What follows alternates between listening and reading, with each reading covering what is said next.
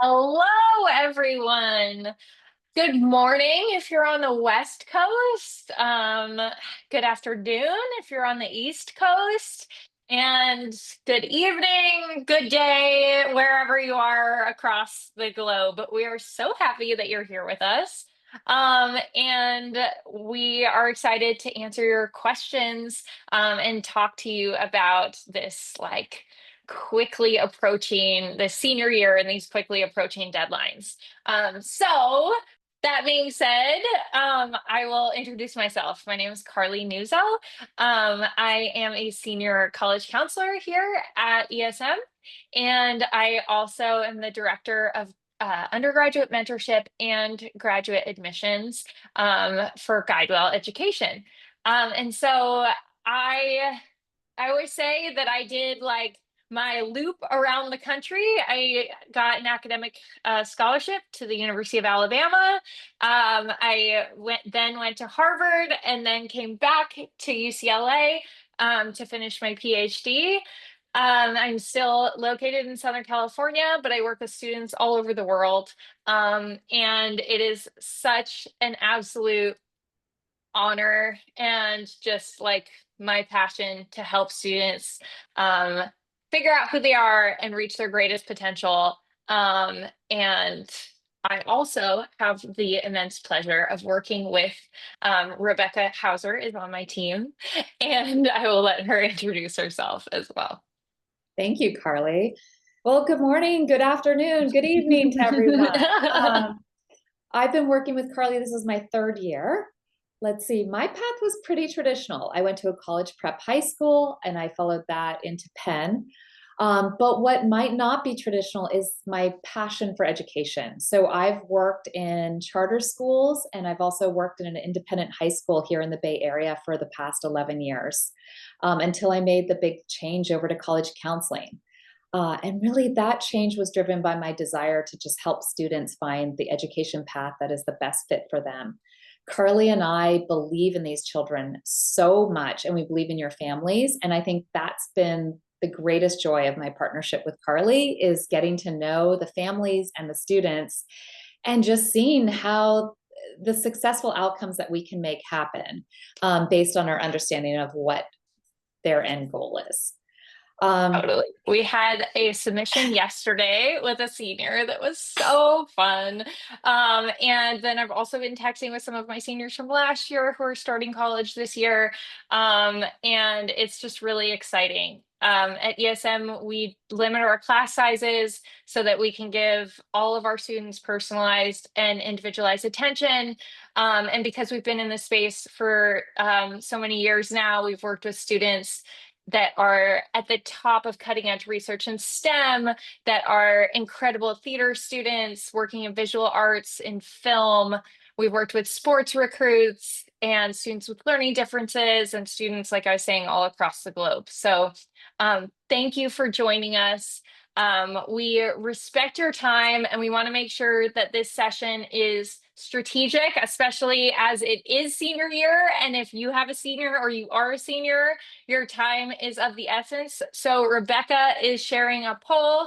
If you would let us know who you are and what kind of student you have, that would be really, really helpful. Just to jump in, I want to let everybody know that we are also open for our Q&A. So if you can use your chat functionality and submit any questions you have, Carly and I have a prepared presentation, and we're also going to mix in your questions and make sure they're all answered today. Yay! Okay. So it's fall of senior year. One of the biggest strategic components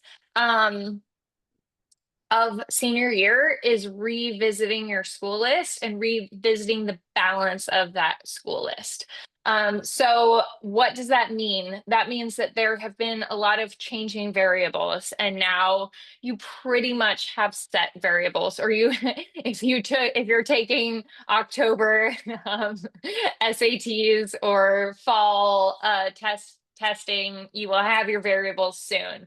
So you want to look at your updated test scores, your updated GPA, and how that impacts your impacts or changes the balance of your list and what your expectations should be, what that ED should be, what a reach looks like, what a target looks like, what a likely is for you. You can obviously I would consult with your school counselor. If you have an ESM counselor, you should be consulting with them about this. Definitely have a family meeting about it. You can even use like ChatGPT to pull data on last year's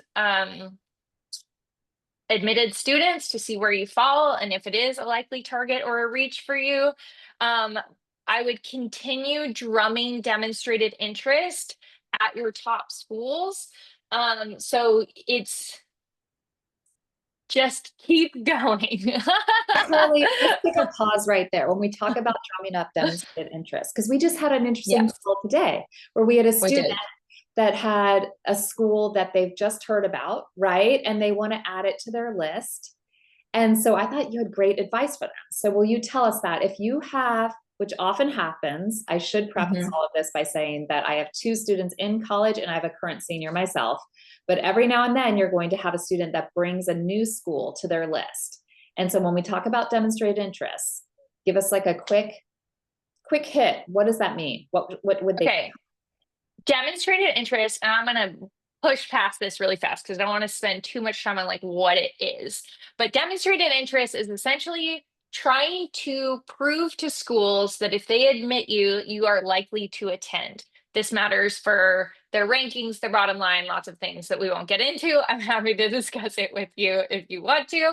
But essentially, some schools track demonstrated interest. What that looks like, and you still have plenty of time to do it, okay? What that looks like can be through attending virtual information sessions, signing up for their newsletters, their email list, emailing your regional admissions rep, going and attending an on-campus tour or visit, following them on social media, engaging with opening their emails. So if you add them, I have a Play Common App account because I'm a nerd like that. And I have some schools on there because I've been doing research on them and they email me constantly. So I know that my students are getting these emails. Students should be opening these emails. They should be clicking on links. All of these things are actually tracked by colleges. So I would begin engaging with any schools that you want to be admitted by. Okay, that's fabulous. And so now we've covered the list. It's a balanced list. We've covered a little bit about what happens if your student adds a new school to the list. Let's move into strategy. Okay. So strategy, generally, most of my students have about a list of approximately 15 schools, give or take. This varies for each student. It also depends on if they're applying to every single UC. I kind of tend to count that as like one school, even though it's definitely not. It just for application reasons. So it can vary a little bit, right? But you also have various different deadlines, and it's really important, especially it's September 10th. If you are not working, if you're working with an ESM counselor, you have a spreadsheet, you have these deadlines. If you're not, create a spreadsheet with these deadlines. You have several different deadlines. So rolling is the first one I'm going to talk about. This is kind of like a fun cheat code. So generally, these are less competitive schools. But the really fun thing about getting these apps in early is that the sooner that you submit these applications, the sooner you hear back. Also, because they tend to be less competitive, it's a sooner yes, which is really, really nice for your students' confidence to amp up their momentum to help them get through this like trudge of senior year through the applications. So the sooner you get your rolling applications in, the sooner you'll hear back. Students have already heard back from Ole Miss, from Alabama, and it's really exciting. It's a really good win. Also like a fun international one, St. Andrews is rolling. So for some of our students that are more interested in that kind of an experience, St. Andrews is a really great rolling. one tricky deadline. So as you probably know, the early action deadline and early decision deadline for most schools is November 1st. That said, some of these Southern public schools are a little tricky and they have October 15th deadlines. So again, make sure everything is very organized. You know exactly when those deadlines are. And I would be very, very cautious about not getting too close to those deadlines. So my goal for all of my students, honestly, is that they have most things done about a month before the deadline because you never know what's going to happen. And then that gives you time for review, for final polishing, for all of the things, for sending those materials to potential letter writers or people that you know in the administration, things like that. Okay, sorry. So I'm getting back to ED. So make sure that you have talked with your family about the ED commitment, what that means, how it changes, how it impacts your overall strategy, how it impacts your overall list, what your school generally tends to place on an ED, so how that changes your admissions odds, all of those things, make sure you talk that through, and those are due generally across the board on 11/1. That said, please submit them before Halloween and then just have fun on Halloween. Regular Or and homecoming ED or whatever or your homecoming or any of the things, just like get it in. Reg and ED happens, ED2 happens sometime around January 1st, depending on the school, sometimes give or take a week or two. ED2, ED1, you will find out from your ED1 school before around mid-December, before the holidays. That will give you about 2 weeks to decide if you're not accepted, if you want to shoot your shot again and send in an ED2. It is good to kind of start thinking through those different options now. It is a crazy time of year. It's really busy. I would plan ahead, have all of your applications for reg ready, regardless of your ED. So that all you have to worry about is whether or not you're going to submit them, because if you get into your ED, you won't. Or two, whether or not you're going to switch one of those reg applications to an ED2. Thank you, Carly. All right, I want to take a That pause here that because was a long answer. well, no, this is perfect timing, actually. We talked about the list and the strategy for applying. Does anybody have any questions on those two topics? Because I want to make sure we answer them before we move on to writing. Yeah, and so Rebecca's about to take writing. That is something that is unique to ESM, is that we have experts on strategy. Usually your team is led by your counselor, who is the expert on your strategy and on all things college admissions. And then we have very specific experts on actual writing production. And so we do have our essay coaches that help hand in hand with the counselor, because all of your essays should also be strategically aligned with your overall strategy and narrative. So I'm going to let Rebecca take it away, who was my essay coach for many years before she joined my team as a counselor. All right, I'm going to preface this by saying one of my favorite things to do is write with a student. And now we have the pleasure of working with all of the ESM essay coaches right now. Carly and I do with the students that we're working with. And so we're seeing all kinds of writing, all kinds of different techniques. And that I've just been absolutely mesmerized by. It's so fun. ESM. All right, so here we are. We're September 10th. There is, if your student does not have a personal statement, we just want to say it's not too late. All of the students at ESM will have their personal statement done by now. But what I wanted to do was just give everybody 3 tips that I think is helpful when you think about the writing and sort of starting this process. And the first one is to really sit down, have your students sit down. In the Common App, there's a place where they can list their activities. The students are all given 10 open spots for them to list what activities they've been involved in over the past 3 years. Your student can sit down with you to identify those top 10. They could sit down with their high school counselor. They can sit down with their ESM essay coach. They could even sit down with a good friend. But that's where you want to start, because when you're thinking about your application, you want to make sure that your student is writing their supplemental essays on the activities that have meant the most to them. And when I say meant the most, what I'm trying to get as it maybe it demonstrates a key value they want to communicate to the schools, maybe it demonstrates an incredible moment of leadership, or maybe it really demonstrates why they are interested in studying what they've decided to study. So that's going to be your first step. Your second Can I step, hop in really quick? yes, absolutely. So one of the based on what Rebecca just said, which is awesome, we align on all of these things.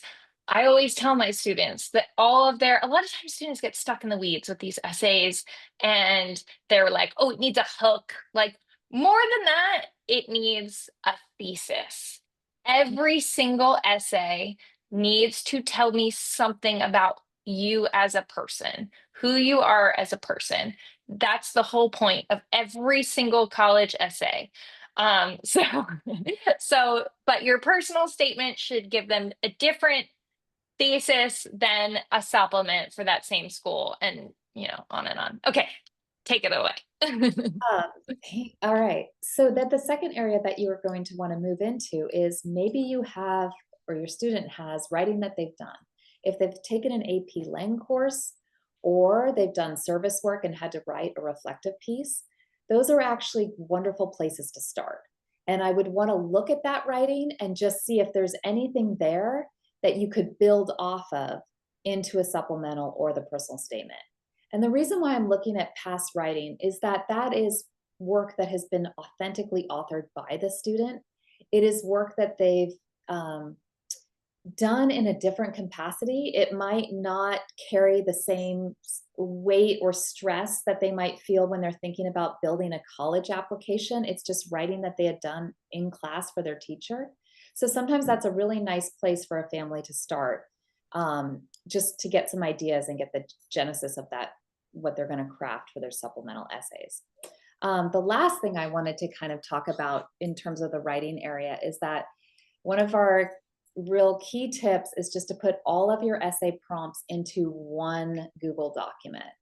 And the reason why you're doing that is that then you can look through all of the essay prompts that are required for all of the schools that your students applying to, and you can start to identify which of the prompts are very similar to one another, which are the prompts that where an essay can be repurposed or reused. And you want to be strategic in that. So let's see. Ideally, what would you say, Carly? I would say we're able to repurpose anywhere between one essay 3 to 4 times is what I'm saying on Yes, average, absolutely. right? So You like will just to see give you a sense of themes. how many times you're going to be repurposing it, you want to look for those sweet spots.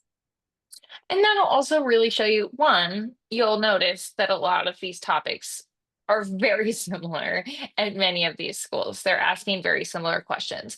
But also, if a student's being genuine and authentic, the same themes should be repeating several in different places across the application, across different supplements. Okay, perfect. And efficiency is key. It is September 10th after all. So now that we've finished the writing portion, do we have any questions, or do people have any questions in the writing area? All right. Now's the fun Okay. part. So now Now's the fun part. I think I've shared with you that our family has gone through this 2 times and we're in the process of it now. So we came up with a series of questions that we're hearing a lot from our families. Also, some of these have been generated from my own family. So Carly, I really want to talk to you a little bit about test scores. I know the landscape for testing has changed in the recent months. And give us a little bit of, tell us like how you're advising families right now and how families want to be thinking about testing. Okay, so my advice for my family is very different if you're a senior asking me right now versus if you're a sophomore or a junior. If you're a sophomore or a junior, I'm saying you want to test no matter what.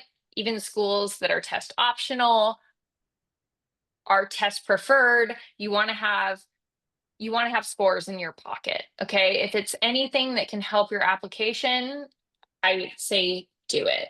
Then you can always go school by school. And this is what I'm talking to my seniors about right now, too, is we're going through, here's your top test score, here's your top super score, whatever it is.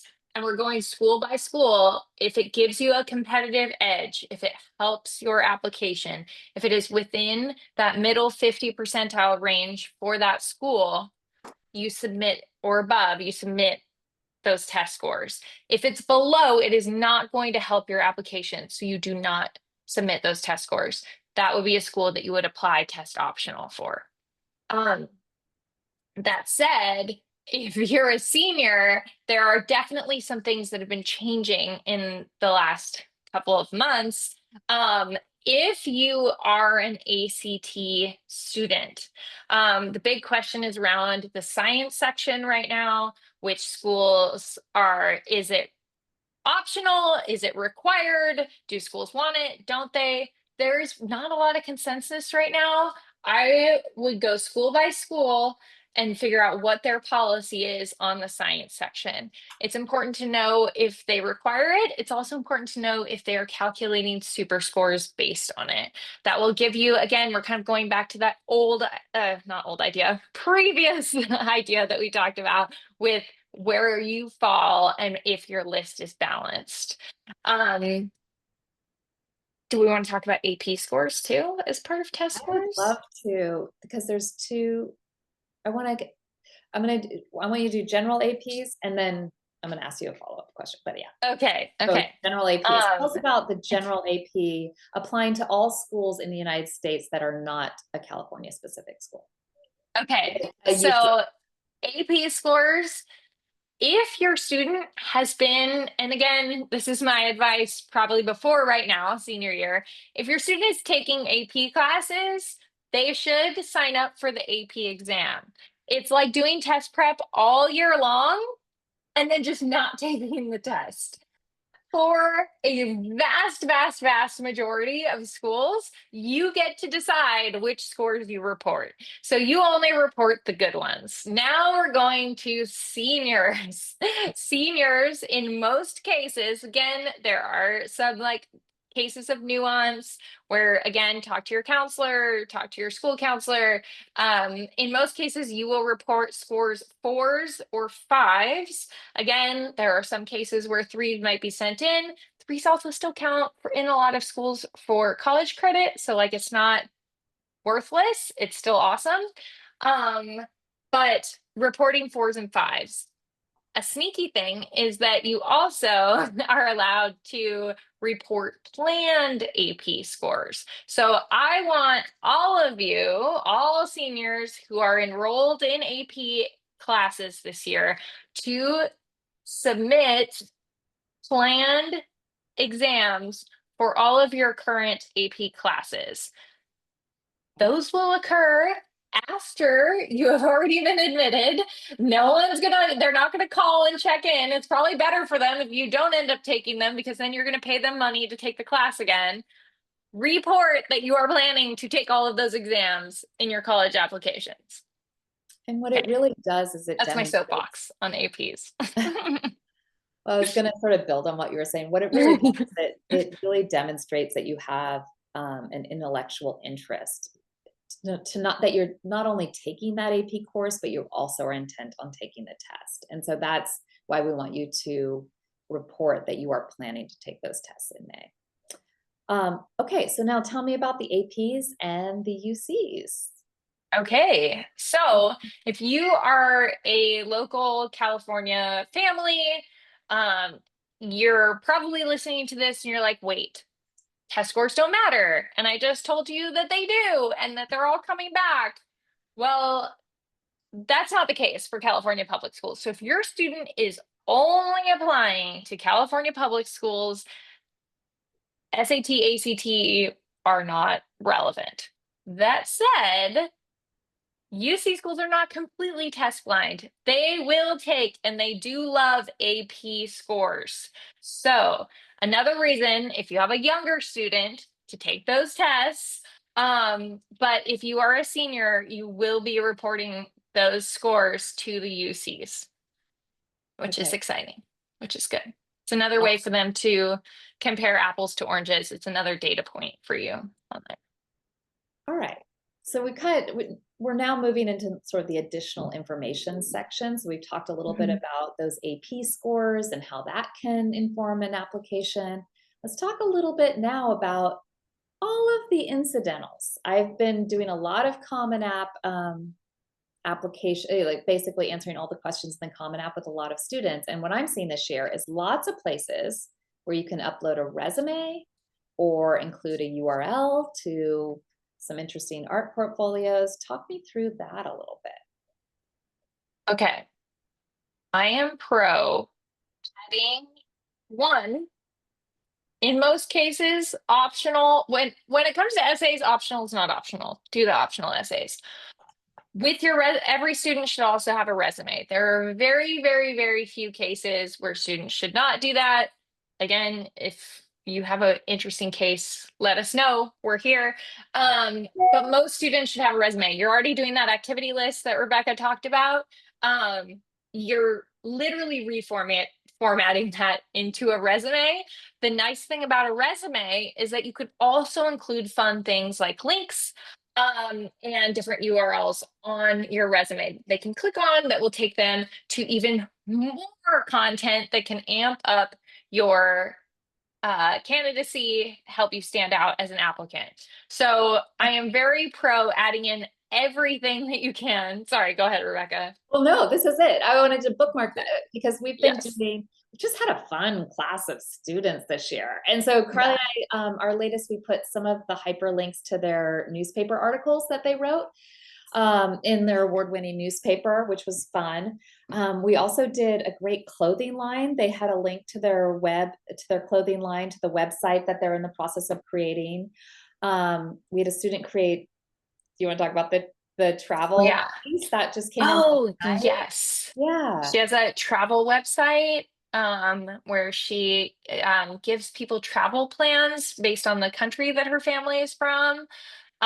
We had another student do a website with links to all of the different websites that she has created. She's does a lot of like digital work, and she has a digital portfolio that has links to all of those websites with all of her different creative work attached to it and different businesses.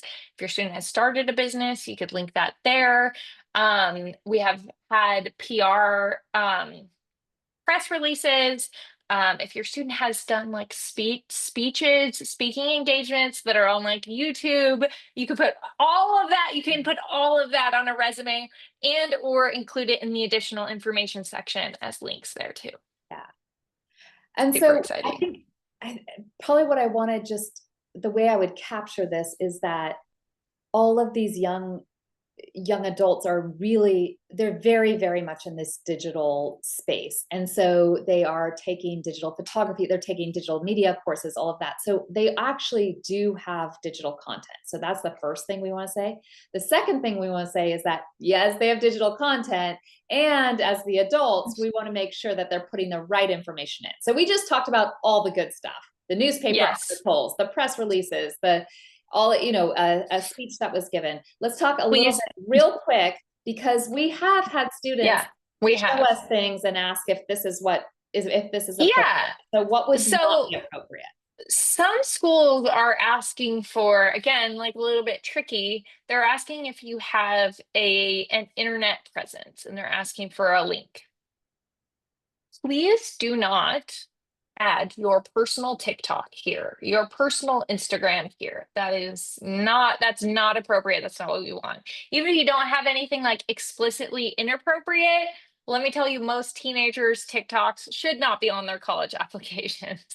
um, what a caveat to that, again, obviously, like if your student has a TikTok dedicated to a certain business that they're running or part of or a club or whatever, that is all good. But personal ones should not be on there. I would also say, like, if there is something that is more obviously inappropriate, those one should probably be taken down. Two should definitely be private and definitely not shared.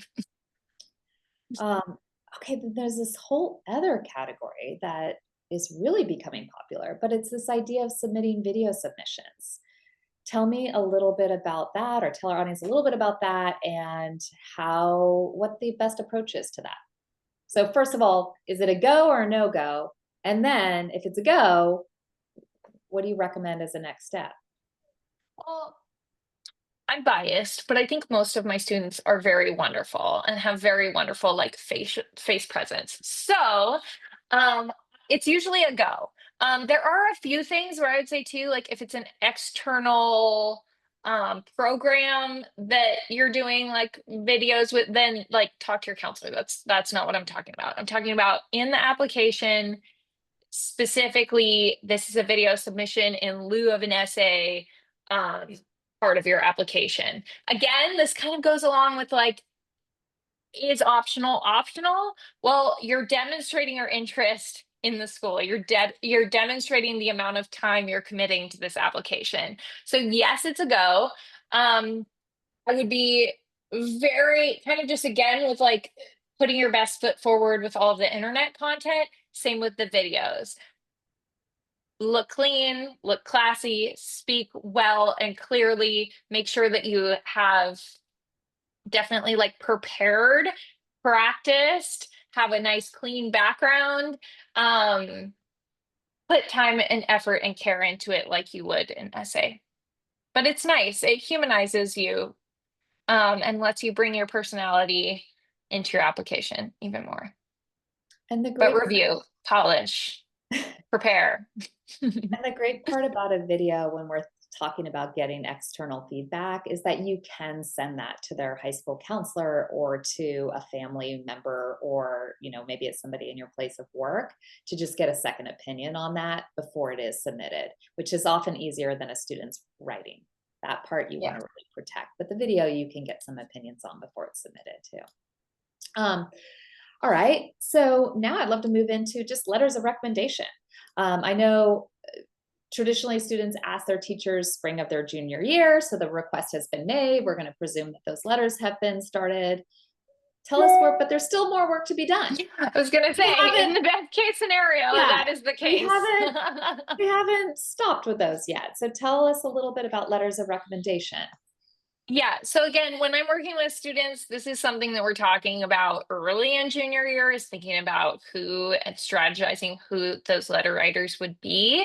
By spring of their junior year, before they head off to summer, they should request those letters.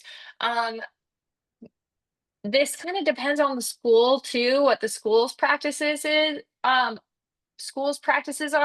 In a lot of cases, and I'm definitely generalizing here, public schools don't have as formalized processes. So I've had students that have like requested them in the spring, but it's kind of more of like a, hey, like I would really appreciate you writing this letter for me. And then it's like you're put in their docket, but then you kind of have to formally ask again or remind them in the fall. So if your student hasn't done that part or hasn't asked at all yet, it's September 10th. Now is the time. Be overly gracious if they haven't asked at all. And then you should also be reminding them, because they have a lot of work and students that are doing these asking. A lot of the same teachers get asked over and over again. A lot of times it's junior year teachers. So be really gracious again, give them lots of time, but do send reminders. Ask them if they want any additional content from you. Would they like to see your personal statement? Would they like to see your resume? You can share all of those things with them. Also, any like particular things that you're like, look, like I really appreciated learning this in your class or working on this project. I was hoping that you could highlight this XYZ. Make sure that once those letters are in, you thank them. It's really important to thank your teachers. I always ask my students to also write them a thank you note, but Rebecca has brought on like some other fun ideas too. Yeah. So there's not that many aspects of the college application process where you can work with your child in a way that is has no conflict, Not stressful. right, or not stressful. But saying thank you to the individuals that have written them a letter of recommendation is a perfect spot. So There's a couple key things that can be taught. First of all, is just having some stationery around. You can get stationery or a card. You could have your formal stationery that maybe if your student has it. If they don't, I love a good card from Trader Joe's. Target has a great line of very inexpensive stationery, but your student should be part of that process in terms of selecting that and then writing a handwritten note that goes to that letter, to the person that wrote the letter of recommendation. And you can assist them with that. It's a great time for them to just practice that behavior. And I can guarantee that it's going to make a difference for them when they're going through, it might be through rush, it might be through a job application process, but they should be, at this point in time, have their stationery and know how to write that thank you note. The second area that you could do is maybe you want to bake some goods. You could bring them some flowers from your yard. Maybe it's something, we've had students in the past that have actually like painted like a small image and like made the card themselves, but it's really a time right now to thank that person that wrote the letter of recommendation in a very authentic way. A letter of recommendation can take anywhere from 1 to 2 hours of their time. It really requires them looking back through all of the work that the student has done, thinking through their interactions, choosing their words very wisely. And some schools have specific questions for them to answer. So it is a heavy lift, and we just want to make sure that that's acknowledged. That's my soapbox for letters of recommendation. Yay! Yeah. Life skills for your teenager before you send them off to college. Okay. I think just the last area that we could really go into is that this year the Common App sort of adjusted the additional information section. And so tell us a little bit about how families have used that. And actually, I can be more specific than that. Let's talk a little bit if your student has a learning difference or there was like a drop in grades, maybe freshman, sophomore year, that has been improved over time. How would you use that? The additional information section is meant to be a place where you can provide clarification of your record. So we talked about kind of like the fun ways that you can use that. So you can put in those links or, other things. But a lot of times I'm also using this as clarification of record for my students. So if something happened that impacted their grades or their transcripts in some way, their performance, you want to use that section to very clearly and succinctly explain, without laying blame on anything or anyone, what happened, that it impacted the grades, and how the student either recovered from that or pointing to following work and grades that better reflect their academic potential. Again, very clearly, very succinctly. This is also where you can explain gaps in attendance, changes of schools, any piece of the record that might draw questions or need further explaining. That's really helpful. At this point, I want to just open it up for questions because I know we've covered all of our additional information sections. So yeah, we've covered a lot. Anything, you're welcome to put it forward. And I have a few more questions if nobody has their own. Okay, I'm going to talk a little bit now about interviewing. We've been seeing a lot of different things. I'll be honest, across the board, many schools have gotten rid of the alumni interview. Would you? Yeah. On that? Yes. Yeah. I think a lot of that is just because, quite frankly, it's a lot of time for the admissions office to manage not only the alumni, but then also the matching of them and making sure all those meetings happen in a safe manner, etc. So what they've started to really move to is the virtual interview option, where you can interview with a current student, someone from the admissions office, or an alum. So tell us a little about that, Carly, and like how you have students sign up for the interview and any tips you might have. Yeah, so it depends on the school, whether they're open before submission or after. Generally, interviews that are after are either by invite or through the portal. Um, so I would check all the schools that you're applying to as well. If you work with ESM, I'm sure your counselor is on this. If not, you can do a Google search or look at your school's website, and see if they offer these. Most of the time they're optional, but again, it's another show of demonstrated interest. It's another way to get some face time. It's another way to add to your file at that school. So for example, we have a lot of students right now that are signing up for Richmond interviews. So again, make sure that you are prepared, you know things about the school. If they ask you like what you like about the school, what you plan to major in, um, know those things. Make sure that you have several questions prepared that are thoughtful, that are relevant to you and what your life would be on campus. Make sure that you look presentable, you have a clean background, all of the things, you speak well. But other than that, like I said, prepare the questions, but in a lot of these cases, like use this as an opportunity to really get to know the school and if it is a fit for you also. So use this opportunity to get to know them better. So there's like the Richmond one where you sign up online. There's also through like there's like a calendar and you can pick the day and time that you want. Give yourself time to prepare. For certain schools like Georgetown, when you open your applications, if you're planning to apply to Georgetown, make sure you do that. This will make you available for the alumni interviews, which they actually still do. So again, make sure you prepare, make sure you follow. So if you have that matching interview type of situation, actually either way, ask for the emails of the people that you interview with, get their email, thank them afterwards, follow up with them. All of this is really important. And again, like we were talking about, it's just life skills. These are things that they're going to have to do through college and after college. And the more reps they get in, the more they're prepared now, the better they'll be throughout their professional lives. And I think one of the things we had many different, like in my family, I have my children, some of them are excited about the idea of an interview, one of them wasn't at all. And I think what the key thing to emphasize as a parent is that the person that is interviewing the students has chosen to do that. Like they have made their career education.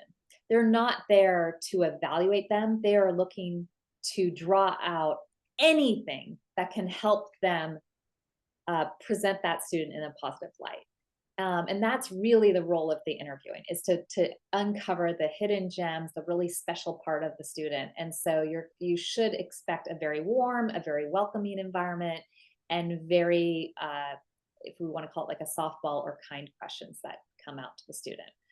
Yeah, you mentioned that you're kind of talking about it from like an admission standpoint. If they're an alum, it's the same, right? They love their school so much that they're just dedicating their free time to doing this.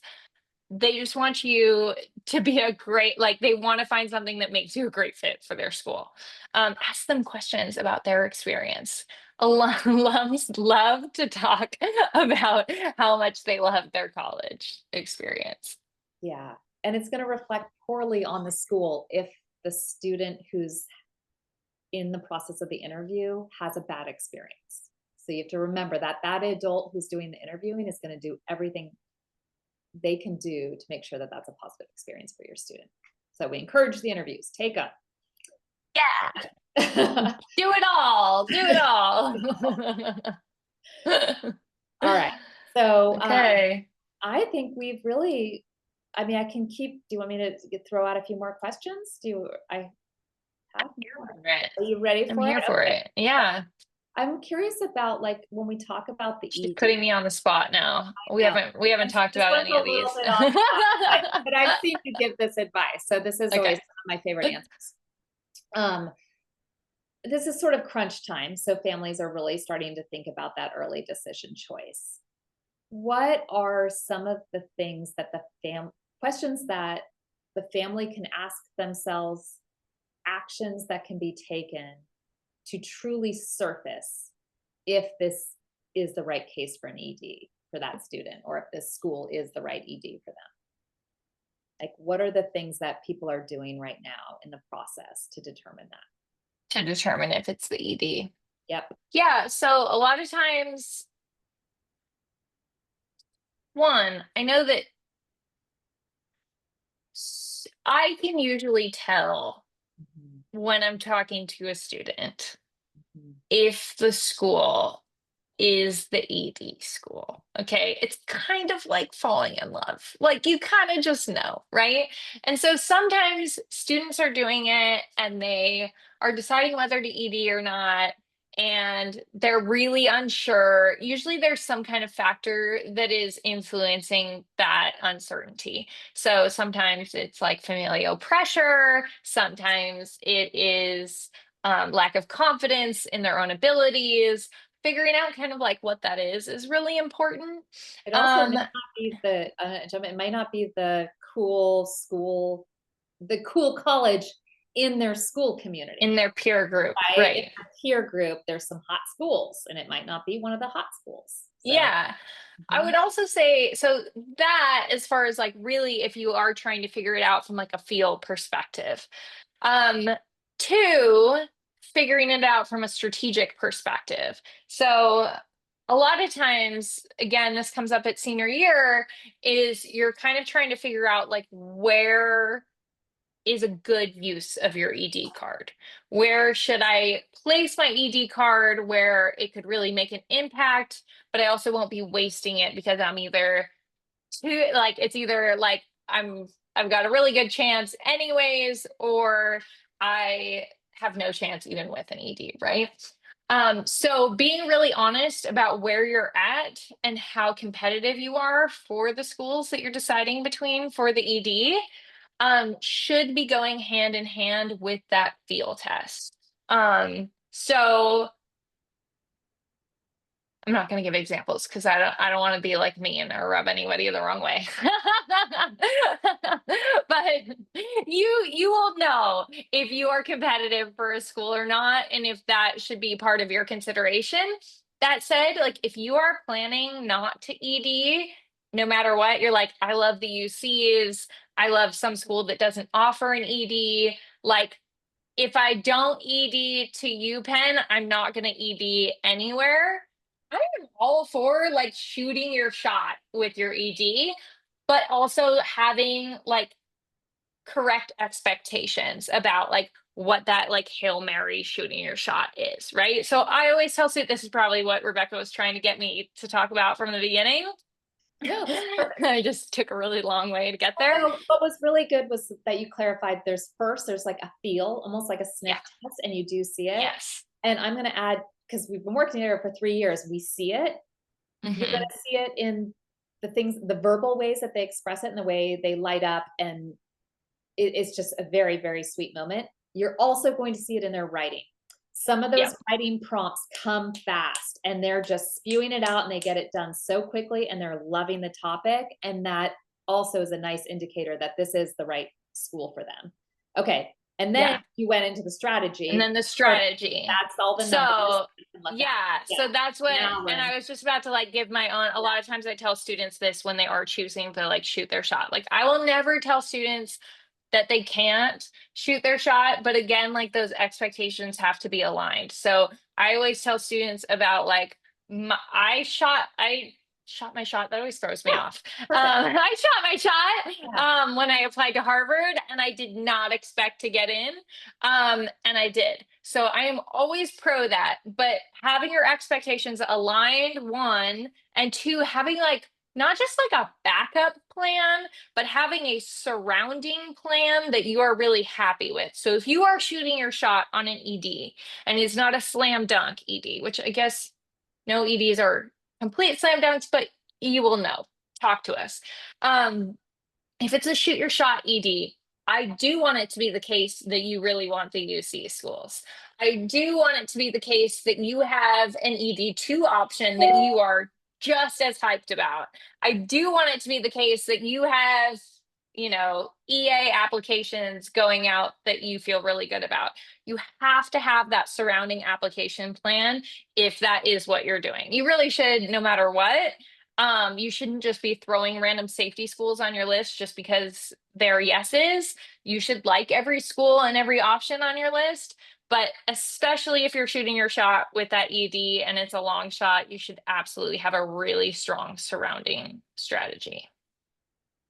And I'm gonna just jump in. This is a little bit off the cuff, Carly. So, but I will say, because we've gone through it twice, that I can tell you as a parent what it looks like. So when those ED decisions come out, there's a lot of joy and excitement. And that's going to be in your neighborhoods. That's going to be at the holiday parties, the cocktail parties, the school. It's going to be so exciting. And everyone that was accepted as an ED is going to be like, whew, I'm done. I can hang out. I'm so relaxed. And then there's going to be a whole group of students that are still submitting and still working on their applications. And that can just feel, it may not feel the best. But here's what I want to tell you is that once the spring admissions decisions start coming out and those students have a few schools to revisit, they get to go to the revisit day where it's like the band's playing, everyone's out, the sun is shining. It's like this very exciting thing. They have choices. There's just a second round of joy that I want to tell you happens in the spring. So if you are a parent who's going through this process for the first time, just know the spring is also a great time of joy, and that the students do land in the school that is correct for them, and that everyone is saying goodbye to their child at drop off. So I want Yeah. to just make sure, because sometimes when that winter decisions come in, it could be the greatest time of your life as a family. It could also be a time where you're still working on things. And I just want to let you know that there's still another milestone to come in the spring. That comes with expectations too, right? So that's something I do want to talk about too, is that like you should also, this really depends on your student and they should be prepared for that either scenario there. So if you are like really gunning for UCs and they shoot that shot for that ED, but they don't have a lot of early apps that are coming out, and maybe it's like USC who defers like so many people and the ED gets, so they get rejected ED or deferred ED and they get deferred USC, and then there's like nothing really else and they're still waiting on UCs. Be prepared that this could very well happen. One happens if you're applying ED to an IV and EA to USC, the deferral rejection combo is likely for most people. Um, Not everyone, obviously. I hope not, but just be prepared for that situation. And the UCs don't come out for a very, very long time. Or if you get deferred at that IV, okay, that deferral might be a yes. Okay. So, like last year, I had a student that got deferred at Stanford, but she ended up getting in, but she did not hear back for so long. And so, those months in between, you have to try to one, keep your cool. Easier said than done. Okay. But also help your student keep that mindset, right? That it's coming.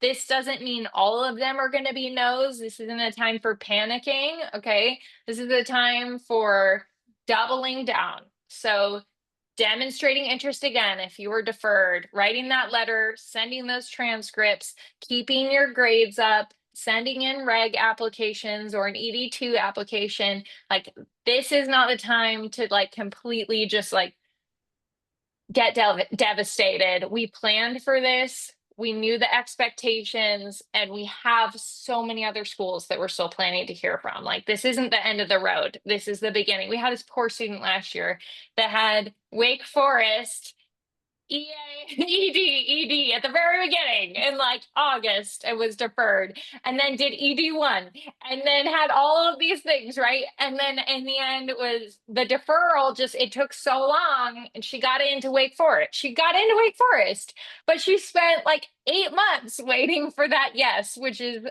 horrible and painful. So just try to bring joy and spotlight to your student in other areas, take their minds off these things. Don't feed into the fear and the disappointment. And reach out to us if you have concerns. Ask Yeah. us your questions, give us your concerns, keep them separate from your student.